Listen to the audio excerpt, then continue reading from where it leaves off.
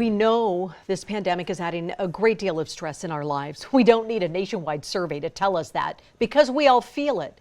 But the extent of that stress and how it's holding back our students is a huge concern. The American Psychological Association reports 81% of teenagers 13 through 17 experienced intense stress during this pandemic.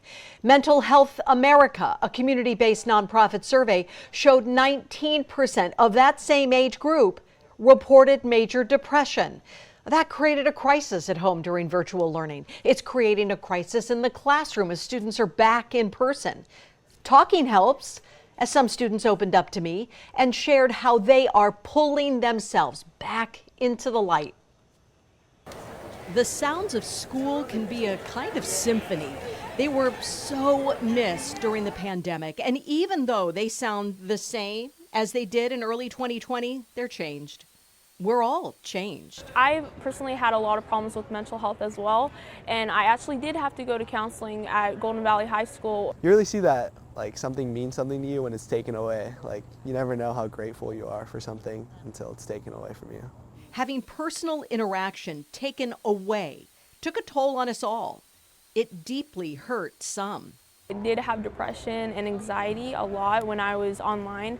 I would have a lot of anxiety when having to turn on like cameras I felt really bad because teachers wanted to see your face, of course, but having anxiety was a really hard time for me, and being like shut out from the world was very just not good. But that isn't magically better now that their world is back open. In fact, for many, it's worse. Now coming back, now that students are starting to return to campus and have to be in person again, we are really seeing that social anxiety diagnosis spike again. That's been a trend for the last 10 years or so, social anxiety being the #1 diagnosis, followed by depression, especially at college campuses. Why? Well, Dr. Sherman says it's mostly because of this. Students and young people are comparing themselves constantly to what they're seeing on social media, and we hear a lot about that in counseling sessions. So I think most of us would agree that that's a big piece of it. You never know what someone's dealing with, so when you notice that something's even a little off, it's always important to ask, so I try to make that a priority. It really just comes down to yourself, and obviously like your family members and teachers can help a little bit, but if you really want to change, you're going to have to do it yourself. Bringing back basic self-care is what these doctors prescribe, even when meds are prescribed too. Get regular exercise, get outside in nature, connect with supportive friends and family, eat nutritious food.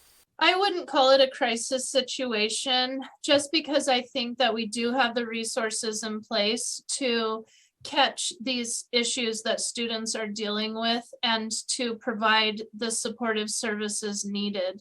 So it's okay to take a break once in a while, but it's important to really look ahead of you and to look for your future and to really try to center yourself and not make as much as excuses. Keep pushing forward, and if they can't find someone that they feel comfortable talking about their issues, whether it's at home, with emotionally, academically, I would tell them to reach out. We're all struggling, and we need to stay together and fight this together.